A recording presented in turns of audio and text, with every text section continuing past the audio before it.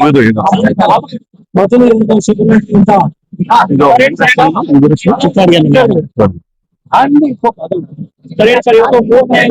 ಶಿಬಿರ ತುಂಬಾ ಯಶಸ್ವಿಯಾಗಿ ನಡೀತಿದೆ. ಮೊದಲನೇದಾಗಿ ಈ ಆರೋಗ್ಯ ಶಿಬಿರ ಮಾಡಬೇಕು ಅಂತ ಯಾಕೆ ಅನಿಸ್ತು ನಮ್ಗೆ? ಓಕೆ ಸರ್, ಈಗ ಏನು ತಾವೆಲ್ಲ ಚಾನಲ್ಸ್ ಅವ್ರು ಬಂದಿದ್ದೀರಾ, ಎಲ್ರೂ ಗ್ರಾಮೀಣ ಭಾಗದ ಯುವಕರೇ. ನಿಮ್ಗೆಲ್ಲರಿಗೂ ಗೊತ್ತಿದೆ ಆರೋಗ್ಯದ ವ್ಯವಸ್ಥೆ ನಮ್ಮ ಸರ್ಕಾರಗಳು ಯಾವ ರೀತಿ ಮಾಡ್ತಿದೆ, ನಮ್ಮ ಜನ ಯಾವ ರೀತಿ ಪರದಾಡ್ತಿದ್ದಾರೆ ಅಂತ. ನಾವು ಮಾಡ್ತಾ ಇರೋ ಆರೋಗ್ಯ ಶಿಬಿರಗಳಿಂದ ಹಠಾತ್ ಆಗಿ ಏನೋ ಎಲ್ಲ ಬದಲಾವಣೆ ಆಗ್ಬಿಡುತ್ತೆ ಅಂತ ನನಗೇನಿಲ್ಲ. ಆದ್ರೆ ಸಮಾಜದಲ್ಲಿ ಒಂದು ಅಳಿಲು ಸೇವೆ ಸಲ್ಲಿಸುವಂತಹ ಕಾರ್ಯವನ್ನ ಭಗತ್ ಸಿಂಗ್ ಚಾರಿಟೇಬಲ್ ಟ್ರಸ್ಟ್ ನ ಅಡಿಯಲ್ಲಿ ನನ್ನೆಲ್ಲ ಸ್ನೇಹಿತರು ಯುವ ಮಿತ್ರರ ಜೊತೆಗೆ ಮಾಡ್ಕೊಂಡು ಬರ್ತಾ ಇರೋದು ತಮ್ಗೆಲ್ಲ ಗೊತ್ತೇ ಇದೆ. ಅದೇ ರೀತಿ ಏನ್ ಈಸ್ಟ್ ಪಾಯಿಂಟ್ ಹಾಸ್ಪಿಟಲ್ ಏನಿದೆ ಇವತ್ತು, ಇವ್ರ ಜೊತೆ ನನಗೆ ಒಂದು 7-8 ವರ್ಷಗಳ ಸಂಬಂಧ. ಒಂದು 7-8 ವರ್ಷಗಳ ಹಿಂದೆನೆ ನರೇಂದ್ರ ಮೋದಿ ಅವರ ಜನ್ಮದಿನ ದಿವಸ ಸೇವಾ ದಿನ ಅಂತ ಏನು ಪ್ರಾರಂಭ ಮಾಡಿದ್ರು, ಅವರ ಹೆಸರಿನಲ್ಲಿ ಸೇವಾ ದಿನ ಅಂತ ಏನು ಒಂದು ಕರೆ ಕೊಟ್ಟು ಮಾಡಕ್ಕೆ ಇದ್ ಮಾಡಿದ್ರು, ಆವತ್ತು ನಾನು ಮೊದಲನೇ ಬಾರಿಗೆ ಮಾಡಿದ್ದು. So not wrong, mostly 2018 Narendra Modiji ಅವರ ಹೆಸರಿನಲ್ಲಿ ಈ ಒಂದು ಕಾರ್ಯಕ್ರಮ ಸ್ಟಾರ್ಟ್ ಮಾಡಿದ್ವಿ. ಆವತ್ತು ನನಗೆ ಈಸ್ಟ್ ಪಾಯಿಂಟ್ ಹಾಸ್ಪಿಟಲ್ ಅವ್ರು ಪರಿಚಯ ಆಗಿತ್ತು. ಆವತ್ತಿಂದನೂ ಸತತವಾಗಿ ನಾವು ಅವರ ಜೊತೆ ಸೇರಿ ವಿವಿಧ ಆರೋಗ್ಯ ಶಿಬಿರಗಳನ್ನು ನಡೆಸೋದು ಅಲ್ಲದೆ, ಎಷ್ಟೋ ಸಲ ಶಿಬಿರಗಳು ಅಲ್ಲದೆ ಇದ್ರು ಸಹ ಬೇರೆ ಬೇರೆ ಪೇಷಂಟ್ಗಳು ಬೇರೆಯವರೆಲ್ಲ ಬಂದಾಗ ಅವ್ರ ಹಾಸ್ಪಿಟ್ಲ್ ಕಳಿಸಿದಾಗ ಕೆಲವು ಸಲ ಉಚಿತವಾಗಿ, ಕೆಲವು ಸಲ ರಿಯಾಯಿತಿ ದರದಲ್ಲಿ ಮುತುವರ್ಜಿ ವಹಿಸಿ ಅವರಿಗೆ ಚಿಕಿತ್ಸೆಯನ್ನ ಕೊಟ್ಟು ಕಳಿಸಿದ್ದಾರೆ. ಮೊದಲನೇದಾಗಿ ನಾನು ಈಸ್ಟ್ ಪಾಯಿಂಟ್ ಹಾಸ್ಪಿಟಲ್ ಅವರಿಗೆ ಏನು ನಾನು ಧನ್ಯವಾದ ತಿಳಿಸಕ್ ಇಷ್ಟಪಡ್ತೀನಿ. ಅವರ ಎಲ್ಲ ಸಿಬ್ಬಂದಿ ವರ್ಗ ಏನು ಪ್ರತಿ ವಾರ ಬರ್ತಿದ್ದಾರೆ ಅವ್ರಿಗೆ ನಾನು ಧನ್ಯವಾದಗಳನ್ನ ತಿಳಿಸ್ತೀನಿ. ಜೊತೆಗೆ ನನ್ನೆಲ್ಲ ಯುವ ಮಿತ್ರರು, ನಾನು ಯಾವಾಗ್ಲೂ ಹೇಳೋದಂದ್ರೆ ಸಂದೀಪ್ ರೆಡ್ಡಿ ಒಂದು ಮುಖ ಅಷ್ಟೇ, ನನ್ನ ಹಿಂದೆ ಅಗಾಧವಾದ ಶಕ್ತಿ ಇರೋದು ನನ್ನ ಯುವ ಮಿತ್ರರು ಮತ್ತು ನನ್ನ ಹಿರಿಯರ ಮಾರ್ಗದರ್ಶನ ಮತ್ತು ನನ್ನೆಲ್ಲ ಕಿರಿಯ ಯುವಕರ ಅವರ ಶ್ರಮದಾನದಿಂದ ಮಾತ್ರನೇ ಇವತ್ತು ಈ ಕಾರ್ಯಕ್ರಮಗಳು ಯಶಸ್ವಿಯಾಗಿ ನಡೀತಿದೆ. ಅವರೆಲ್ರಿಗೂ ನಾನು ಮನದಾಳದ ನಮಸ್ಕಾರಗಳನ್ನ ತಿಳಿಸ್ತಾ ಇದ್ದೀನಿ. ಸರ್, ಈಗ ರೆಸ್ಪಾನ್ಸ್ ಯಾವ ರೀತಿ ಇದೆ ಸರ್? ಇದೊಂದು ಆರೋಗ್ಯ ನೋಡಿ, ರೆಸ್ಪಾನ್ಸ್ ಪ್ರತಿಕ್ರಿಯೆ ತುಂಬಾ ಚೆನ್ನಾಗಿದೆ. ಇದಕ್ಕೆ ಮತ್ತೆ ಕಾರಣ ನನ್ನ ಆಟೋ ಮಿತ್ರರು ಒಂದಷ್ಟು ಜನ ಇದ್ದಾರೆ. ಪ್ರತಿ ಊರಿಗೂ ಹೋಗಿ ಅವ್ರೇನೋ ಆಟೋ ತಾವು ಓಡಿಸ್ತಾ ಇದೀವಿ ಅಂತ ಅವತ್ತು ಅನ್ಕೊಳೋದೇ ಇಲ್ಲ, ಬಾಡಿಗೆಗೆ ಓಡಿಸ್ತಾ ಇದೀವಿ ಅಂತಾನೆ ಅನ್ಕೊಳಲ್ಲ. ಸಂದೀಪಣ್ಣ ಏನೋ ಒಂದು ಕಾರ್ಯಕ್ರಮ ಮಾಡ್ತಿದ್ದಾರೆ, ಕಾರ್ಯಕ್ರಮ ಯಶಸ್ವಿ ಆಗ್ಬೇಕು ಅಂತ ತಮ್ಮ ಏನು ಶ್ರಮವನ್ನೆಲ್ಲ ಹಾಕಿ ಪ್ರತಿ ಊರಿಗೂ ಹೋಗಿ ಬೀದಿಗೂ ಪಾಂಪ್ಲೆಟ್ ಅನ್ನ ತಲುಪಿಸುವಂತ ಕೆಲಸ ನನ್ನ ಆಟೋ ಓಡಿಸುವಂತಹ ಚಾಲಕ ಮಿತ್ರರು ಮಾಡ್ತಿದ್ದಾರೆ. ಅವರಿಗೆ ಧನ್ಯವಾದನ ಹೇಳ್ತೀನಿ. ಇವತ್ತು ಯಶಸ್ವಿ ಆಗಿರೋದಕ್ಕೆ ಏನಾದ್ರೂ ಆ ಸಿಂಹ ಪಾಲು ಹೋಗೋದು ನನ್ನ ಆಟೋ ಮಿತ್ರರಿಗೆ. ಅದ್ರ ಜೊತೆಗೆ ನನ್ನ ಟ್ರಸ್ಟ್ ನ ಸಿಬ್ಬಂದಿ ವರ್ಗ, ಮಧುಸೂದನ್ ಇರ್ಬೋದು, ತರುಣ್ ಇರ್ಬೋದು, ರವಿ ಇರ್ಬೋದು, ಇವ್ರು ಮೂವರು ಮಾಡ್ತಿರೋಂತಹ ಕೆಲಸ, ಇವ್ರ ಜೊತೆ ಬೇರೆ ನನ್ನ ಒಂದಷ್ಟು ಯುವ ಮಿತ್ರರು ಮಾಡ್ತಿರೋಂತಹ ಕೆಲಸಕ್ಕೆ ಇವತ್ತು ಇಷ್ಟು ದೊಡ್ಡ ಒಂದು ಪ್ರತಿಕ್ರಿಯೆ ಸಿಕ್ಕಿದೆ. ಅವರಿಗೂ ಧನ್ಯವಾದಗಳನ್ನ ಹೇಳ್ತಾ ಇದ್ದೀನಿ. ಆ ರೀತಿ ತುಂಬಾ ಜನ ಬರ್ತಿದ್ದಾರೆ. ಜೊತೆಗೆ ಇಲ್ಲಿನ ಯುವ ಮಿತ್ರರು ಎಲ್ಲರೂ ಒಳ್ಳೆ ಪ್ರಚಾರ ಮಾಡಿದ್ದಾರೆ, ಮನೆಗೆ ಹೋಗಿ ಪಾಂಪ್ಲೆಟ್ ತಲುಪಿಸಿದ್ದಾರೆ.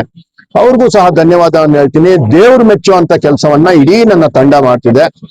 ಅದೇ ರೀತಿ ತಾವು ಇನ್ನೊಂದು ಪ್ರಶ್ನೆಯನ್ನ ಕೇಳ್ತಿದ್ರಿ, ಯಾವ ರೀತಿಯ ಪೇಷಂಟ್ಸ್ ಬರ್ತಿದ್ದಾರೆ ಅಂತ. ನೋಡಿ, ಹಳ್ಳಿ ಭಾಗದಲ್ಲಿ ಎಲ್ಲ ರೀತಿಯ ಪೇಷಂಟ್ಸ್, ಎಸ್ಪೆಷಲಿ ವಯಸ್ಸಾಗಿರೋರ್ಗೆ ನಿಮ್ಗೆ ಗೊತ್ತು, ಸುಸ್ತು, ಕಾಲುಗಳ ನೋವು, ಏನು ಜಾಯಿಂಟ್ ಪೇನ್ಸ್, ಇದು ತುಂಬಾ ಕಾಣ್ತಿದೆ. ಅದ್ರ ಜೊತೆಗೆ ಪಾಪ BP ಮತ್ತು ಶುಗರ್ ಅಂತೂ ಎಲ್ಲರ ಜೀವನಗಳಲ್ಲೂ ಹಾಸುವಕ್ಕಾಗಿ ಬಂದ್ಬಿಟ್ಟಿದೆ, ಅದನ್ನು ನೋಡ್ತಾ ಇದೀವಿ. ಜೊತೆಗೆ ಕಿಡ್ನಿ ಇರ್ಬೋದು, ಹೃದಯದ ಪ್ರಾಬ್ಲಮ್ಗಳು ಇರ್ಬೋದು, ಲಿವರ್ ಪ್ರಾಬ್ಲಮ್ ಇರ್ಬೋದು, ವಿಶೇಷವಾಗಿ ಕಣ್ಣಿನ ಏನು ಒಂದು ಪ್ರಾಬ್ಲಮ್ ಜಾಸ್ತಿ ಕಾಣ್ತಿದೆ. ಅವರೆಲ್ಲರೂ ಬಂದು ಚಿಕಿತ್ಸೆ ಅದನ್ನ ಒಂದು ಚೆಕ್ ಮಾಡಿಸ್ಕೊಂಡು ಅದಕ್ಕೆ ಸೂಕ್ತವಾದಂತಹ ಸ್ಪೆಕ್ಸ್ ಗಳನ್ನ, ಕನ್ನಡಕಗಳನ್ನ ನಾವು ಅಲ್ಲೇ ಸ್ಥಳದಲ್ಲೇ ವಿತರಣೆ ಮಾಡ್ತಾ ಇದೀವಿ ಉಚಿತವಾಗಿ. ಅದು ಬಿಟ್ಟು ಆಪರೇಷನ್ ಮಾಡ್ಬೇಕು ಅನ್ನೋಕೆ ಈಗ ಮಂಗಳವಾರ ಬಸ್ ಬರುತ್ತೆ. ಅವರೆಲ್ಲೆಲ್ಲರೂ ಲಿಸ್ಟ್ ಮಾಡ್ತೀವಿ. ಎಲ್ಲರನ್ನೂ ಕರ್ಕೊಂಡು ನಾವು ಈಸ್ಟ್ ಪಾಯಿಂಟ್ ಹಾಸ್ಪಿಟಲ್ ಕರ್ಕೊಂಡೋಗಿ, ಕೆಲವರು 2-3 ದಿವಸಕ್ಕೆ ಡಿಸ್ಚಾರ್ಜ್ ಆಗ್ತಾರೆ, ಕೆಲವರು 15-20 ದಿವಸ ಅವರ ಕಾಯಿಲೆಗಳು ಏನಿದೆಯೋ ಅದನ್ನ ನೋಡ್ಕೊಂಡು ಅಷ್ಟನ್ನು ಉಚಿತವಾಗಿ, ಅಥವಾ ತುಂಬಾ ದೊಡ್ಡ ಆಪರೇಷನ್ ಏನಾದ್ರೂ ಇದ್ರೆ ರಿಯಾಯಿತಿ ದರದಲ್ಲಿ ಮಾಡಿಸಿ, ಅದಕ್ಕೆ ಟ್ರಸ್ಟ್ ಇಂದ ಕೂಡ ಸ್ವಲ್ಪ ಹಣ ಕೊಟ್ಟು ಈ ರೀತಿಯಾದಂತಹ ಒಂದು ವ್ಯವಸ್ಥೆಯನ್ನ ನನ್ನ ಜನತೆಯ ಜೊತೆ ನಿಂತ್ಕೊಳ್ಳುವಂತಹ ಪ್ರಾಮಾಣಿಕ ಪ್ರಯತ್ನವನ್ನ ನಾವೆಲ್ಲರೂ ಸೇರಿ ಮಾಡ್ತಾ ಇದ್ದೀವಿ. ಓಕೆ ಅಂತ ಹೇಳಿದ್ರೆ ನಿಮ್ಮ ಹೆಸರನ್ನ ಪ್ರಸ್ತಾಪ ಮಾಡಿಲ್ಲ ನೋಡಿ, ಅವರು ದೊಡ್ಡ ನಾಯಕರಿದ್ದಾರೆ. ಚಿಕ್ಕಬಳ್ಳಾಪುರದಲ್ಲಿ ಅಷ್ಟೊಂದು ಹೆಸರು ಹೇಳ್ತಾ ಇರ್ಬೇಕಾದ್ರೆ ನಮ್ಮ ಹೆಸರು ಮರ್ತಿರ್ಬೋದು. ಅದನ್ನ ನಾನೇನೋ ದೊಡ್ಡ ವಿಷಯ ಅಂತ ಹೇಳಕ್ ಹೋಗಲ್ಲ. ಕೆಲವು ಬಾರಿ ಮನಸ್ಸಲ್ಲಿ ಇರುತ್ತೆ, ಹೇಳೋದಕ್ ಮರ್ತೋಗ್ಬಿಡ್ತಾರ ಅಷ್ಟೇ. ಸಮಯ ಬಂದಾಗ ಯಾರ್ಯಾರ ಬಾಯಲ್ಲಿ ಏನೇನು ಬರುತ್ತೆ ನೋಡೋಣಂತೆ, ಆರಾಮಾಗಿ ಮುಂದಕ್ಕೆ ಹೋಗೋಣ. ಯಾರಿಗೆ ಆವತ್ತಿನ ಕಾಲಕ್ಕೆ ಹೆಚ್ಚಿನ ಯೋಗ್ಯತೆ ಇದೆ ಅಂತ ಅನಿಸುತ್ತೋ, ಯಾರಿಗೆ ಆವತ್ತಿನ ಕಾಲಕ್ಕೆ ಸೂಕ್ತ ಅಭ್ಯರ್ಥಿ ಅಂತ ನನ್ನ ಹೈಕಮಾಂಡ್ ಅನ್ಸುತ್ತೋ, ಅದನ್ನ ಸುಧಾಕರ್ ಅವರ ಸಹಮತದೊಂದಿಗೆನೆ ಬಿಜೆಪಿ ಪಕ್ಷ ಮಾಡುತ್ತೆ. ಈ ಒಂದು ಕ್ಷೇತ್ರದ ಜನಗಳ ಸೇವೆಯನ್ನ ನಾವು ಸತತವಾಗಿ ಮಾಡ್ಕೊಂಡು ಬರ್ತಾನೆ ಇದೀವಿ. ನಾನು 100 ಸಲ ಹೇಳಿದೀನಿ, ನಾನ್ ಬಂದಿರೋದು ಟಿಕೆಟ್ ತಗೊಂಡು ಗೆಲ್ಲೇಬೇಕಂತಲ್ಲ, ನನ್ನ ಜನಗಳನ್ನ ಗೆಲ್ಸಕ್ ಬಂದಿದ್ದೀನಿ. ಆ ಒಂದು ಕೆಲಸವನ್ನ ಮನಸ್ಫೂರ್ತಿಯಾಗಿ ಮಾಡ್ತಾನೆ ಇರ್ತೀನಿ. ನಾನೇನೋ MLA ಆಗ್ಬೇಕಾ, ಟಿಕೆಟ್ ಸಿಗ್ಬೇಕಾ, ಇದರಿಂದ ಕೀರ್ತಿ ಬರುತ್ತಾ, ಇದೆಲ್ಲವೂ ಸಹ ನಾನು ಮಾಡ್ತಾ ಇರೋ ಕೆಲಸದ ಬೈ ಪ್ರಾಡಕ್ಟ್ಸ್. ಅದು ಯಾವಾಗ ಬರ್ಬೇಕಂತಿದ್ರೆ ಅವಾಗ ಬರುತ್ತೆ, ಬೇಡ ಅಂದ್ರೆ ಬರೋದಿಲ್ಲ. ನನಗೆ ಅದು ವಿಷಯ ಅಲ್ಲವೇ ಅಲ್ಲ. ನನ್ನ ಜನಗಳ ಜೊತೆ ನಿಂತ್ಕೊಂಡು ಸತತವಾಗಿ ಕೆಲಸ ಮಾಡುವಂತ ಕೆಲಸ ಮಾತ್ರ ನನ್ನ ಕೆಲಸ. ಅಷ್ಟು ಬಿಟ್ರೆ ಬೇರೆ ಇನ್ಯಾವುದು ಲೆಕ್ಕಾಚಾರ ಈ ಒಂದು ಸೇವೆಗಳಲ್ಲಿ ನನ್ಗೆ ಇರೋದಿಲ್ಲ. ಪದೇ ಪದೇ ನಾನು ಯಾವತ್ತೂ ಅದನ್ನ ಹೇಳಕ್ಕೆ ಇಷ್ಟಪಡ್ತೀನಿ. ಸಿಎಂ ಅವರು ಹೇಳಿದ್ದಾರೆ ಮತ್ತು ಚಿಕ್ಕಬಳ್ಳಾಪುರಕ್ಕೆ ಏನಾದ್ರು ಮಂತ್ರಿ ಸ್ಥಾನ ಸಿಗುವಂತ ತಮ್ಮ ಅಭಿಪ್ರಾಯ ಸರ್, ಇದು ಕಾಂಗ್ರೆಸ್ನ ಆಂತರಿಕ ವಿಷಯ. ಮತ್ತೆ ಈ ವಿಷಯದಲ್ಲಿ ನಿಜವಾಗ್ಲೂ ಹೇಳ್ಬೇಕಂದ್ರೆ DK ಶಿವಕುಮಾರ್ ಸಾಹೇಬ್ರಿಗೂ ಕರೆಕ್ಟ್ ಆಗಿರುವಂತ ಇನ್ಫಾರ್ಮೇಶನ್ ಇದುವರೆಗೂ ಇರ್ಲಿಕ್ಕಿಲ್ಲ. ಇಂಥ ವಿಷಯದಲ್ಲಿ ನಾನೊಬ್ಬ ಸಾಮಾನ್ಯ ಕಾರ್ಯಕರ್ತ ಕಾಮೆಂಟ್ ಪಾಸ್ ಮಾಡೋದು ಅನಾವಶ್ಯಕ. ಯಾವತ್ ಮಾಡ್ತಾರೋ ಅವ್ರು ಮಾಡ್ಲಿ. ಆದ್ರೆ ಒಂದು ವಿಷಯ ಹೇಳಕ್ಕೆ ಜನತೆಯ ಮುಂದೆ ಇಡಕ್ಕೆ ಇಷ್ಟಪಡ್ತೀನಿ.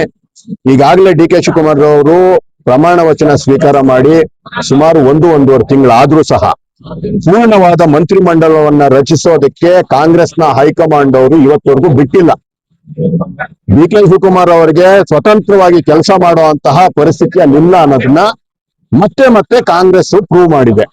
ಇಂತಹ ಒಂದು ಸರ್ಕಾರವನ್ನ ಅರೆಬೆಂದಂತಹ ಅರ್ಧಂಬರ್ಧ ಇರೋ ಟೀಮ್ ಇಟ್ಕೊಂಡು DK ಶಿವಕುಮಾರ್ ಅವರಂತೂ ಏನೋ ಒಂದು ಮಾಡ್ಬೇಕು, ಮತ್ತೆ ನಾವು ಸರ್ಕಾರ ತರಬೇಕು ಅನ್ನೋ ಉತ್ಸಾಹದಲ್ಲಿದ್ದಾರೆ. ಆದ್ರೆ ಅವ್ರ ಕೆಲಸ ಮಾಡಕ್ಕೆ ಅವರ ಹೈಕಮಾಂಡ್ ಬಿಡ್ತಿಲ್ಲ. ಇದು ಕಾಂಗ್ರೆಸ್ನ ಸಂಸ್ಕೃತಿ. ಇದನ್ನ ಜನತೆ ಗಮನಿಸ್ಬೇಕು. ಇವ್ರ ಆಟಾಟೋಪುಗಳನ್ನ ಗಮನಿಸ್ಬೇಕು. ಅವರ ಲಾಭ ಲೆಕ್ಕಾಚಾರಗಳನ್ನ ನೀವು ಗಮನಿಸ್ಬೇಕು. ಮುಂದಿನ ಬಾರಿ ಚುನಾವಣೆ ಬಂದಾಗ ಏನು ಎಲೆಕ್ಷನ್ ಯಾರು ವೋಟ್ ಹಾಕ್ಬೇಕು ಏನಿಲ್ಲ ಅಂತ ಯೋಚನೆ ಮಾಡಿ ವೋಟ್ ಮಾಡ್ಬೇಕು ಅಂತ ನನ್ನ ಪ್ರಜ್ಞಾವಂತ ಮತದಾರರಲ್ಲಿ ಕೇಳ್ಕೊಂತಾರೆ. ಕಾಂಗ್ರೆಸ್ ಮೊನ್ನೆ ಒಂದು ಇನ್ಸಿಡೆಂಟ್ ಆಗ್ತದೆ. ಕಾಂಗ್ರೆಸ್ 19 ಜನ ಬಂದಿದ್ದು ಜಿಲ್ಲಾಧ್ಯಕ್ಷ ನಾನ್ ಮತ್ತೆ ಹೇಳೋದು, ಅವರ ಆಂತರಿಕ ವಿಚಾರದಲ್ಲಿ ನಾವು ಮಾತಾಡೋದು ಬೇಡ. ಪಕ್ಷಗಳು ಅಂತಂದಾಗ ಬೇರೆ ಬೇರೆ ರೀತಿ ಇರುತ್ತೆ. ನಾಯಕರಾದಂತವ್ರು ಈ ರೀತಿ ಆಗದಿರೋಂತ ಒಂದು ಎಚ್ಚರಿಕೆ ವಹಿಸ್ಬೇಕಾಗ್ತದೆ. ಇದು ತಪ್ಪು ಸಂದೇಶ ಅಂತೂ ನಿಜವಾಗ್ಲೂ ನೀವು ಹೇಳೋದಂಗೆ ತಪ್ಪು ಸಂದೇಶ ಅಂತೂ ಸಮಾಜಕ್ಕೆ ಹೋಗುತ್ತೆ. ನಾಯಕರಾಗಿರುವಂತವ್ರು, ಕಾರ್ಯಕರ್ತರಾಗಿರುವಂತವ್ರು ಯಾವುದೇ ಪಕ್ಷ ಇರ್ಲಿ, ಈ ರೀತಿಯ ಒಡೆದಾಟ ಬಡದಾಟಗಳಿಗೆ ಹೋಗೋದು ತಪ್ಪು. ಇವುಗಳನ್ನ ಸರಿ ಮಾಡ್ಕೊಳ್ಳಿ. ಪ್ರಜಾಪ್ರಭುತ್ವ ವ್ಯವಸ್ಥೆಗೆ ಗೌರವ ಕೊಡಿ. ಆ ಪ್ರಜಾಪ್ರಭುತ್ವ ವ್ಯವಸ್ಥೆಯಲ್ಲಿ ಏನು ಚಾನ್ಸ್ ಸಿಗುತ್ತೋ ಅದ್ರಲ್ಲಿ ಕೆಲಸ ಮಾಡ್ತಾ ಹೋಗಿ. ಒಡೆದಾಡ್ಕೊಂಡು ನೀವು ತಗೊಂಡು ಜನಗಳಿಗೆ ಮಾಡೋದು ಅಷ್ಟರಲ್ಲೇ ಇದೆ. ಅದನ್ನ ದಯವಿಟ್ಟು ಸ್ವಲ್ಪ ಸಂಸ್ಕೃತಿಯನ್ನ, ಚಿಕ್ಕಬಳ್ಳಾಪುರದ ಅಸ್ಮಿತೆಯನ್ನ, ನಿಮ್ಮ MLA ಅವರಂತೂ ಈಗಾಗ್ಲೇ ಬೇರೆ ಮಟ್ಟದಲ್ಲಿ ಅದನ್ನ ಹಾಳುಗೆಡುವಿದ್ದಾರೆ. ಅದನ್ನ ಮತ್ತೆ ಕಾರ್ಯಕರ್ತರು ಅದೇ ಒಂದು ರೀತಿಯಲ್ಲಿ ನಡ್ಕೊಳೋದ್ ಬೇಡ ಅಂತ ಎಲ್ಲರಿಗೂ ಕಿವಿ ಮಾತು ಹೇಳ್ತಾ ಇದ್ದೀನಿ. ಸರಿ, ನೆಕ್ಸ್ಟ್ ಮಂತ್ 17ನೇ ತಾರೀಕು ಕಾವೇರಿ ನೀರಿನ ವಿಚಾರದಲ್ಲಿ ಕನ್ನಡ ಪಕ್ಷಗಳೆಲ್ಲ ಕೊಟ್ಟಿದ್ದ ಇವನ್ನೆಲ್ಲ ಕೊಟ್ಟಿದ್ದಾರೆ. ಅಂತ ಸಂದರ್ಭದಲ್ಲಿ ನೀರಿಗಾಗಿ ಒತ್ತಾಯಿಸಿ ನಿಮ್ಮ ಬೆಂಬಲ ಮತ್ತು ನಿಮ್ಮ ಅಪಾರ ಬೆಂಬಲಿಗೆ ಬಂದ ಯಾವ ರೀತಿ ಸರ್? ಕಾವೇರಿ ನಮ್ಮ ಕರ್ನಾಟಕದ ಅಸ್ಮಿತೆ. ಕಾವೇರಿ ನಮ್ಮ ಜೀವನದಿ. ಕಾವೇರಿ ನೀರು ಏನು ಮಂಡ್ಯದ ಜನಗಳಿಗೆ ಮಾತ್ರ ಅಲ್ಲ, ಬೆಂಗಳೂರಿನ ಜನಕ್ಕೂ ಮತ್ತು ಬೆಂಗಳೂರಿನ ಸುತ್ತಮುತ್ತಲಿನ ಜನಕ್ಕೂ ಕುಡಿಯುವ ನೀರಿನ ಮೂಲಾಧಾರ.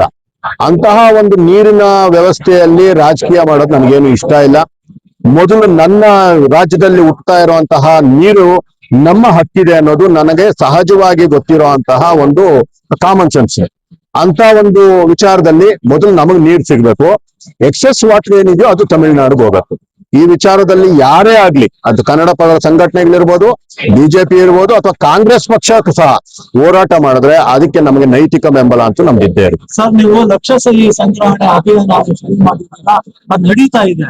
ಇಲ್ಲಿಯ ತನಕ ಕ್ರಮಗಳನ್ನ ಜನತೆನ ಮುಟ್ಟಿದೆ ಸರ್.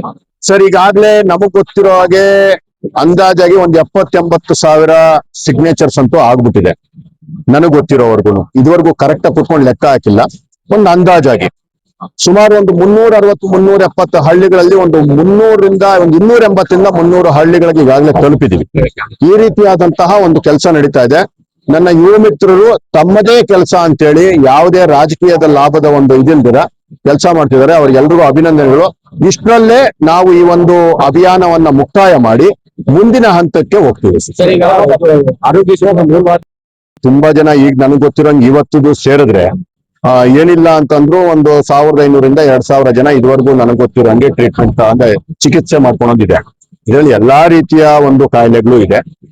ಮೂಲ ಹೇಳ್ಬೇಕು ಅಂತಂದ್ರೆ ವಯಸ್ಸಾಗಿರೋರು ಬರ್ತಾರೆ, ಅವ್ರಿಗೆ ಸುಸ್ತು ಮತ್ತು ಕಾಲು ನೋವುಗಳು, ಮತ್ತೆ BP ಮತ್ತೆ ಶುಗರ್, ಜೊತೆಗೆ ಈ ನಡುವೆ ಒಂದಷ್ಟು ಕಿಡ್ನಿ ಪ್ರಾಬ್ಲಮ್ಸ್, ಲಿವರ್ ಪ್ರಾಬ್ಲಮ್ಸ್ ಇದೆಲ್ಲ ಕಾಣಿಸ್ಕೊಳ್ತಿದೆ.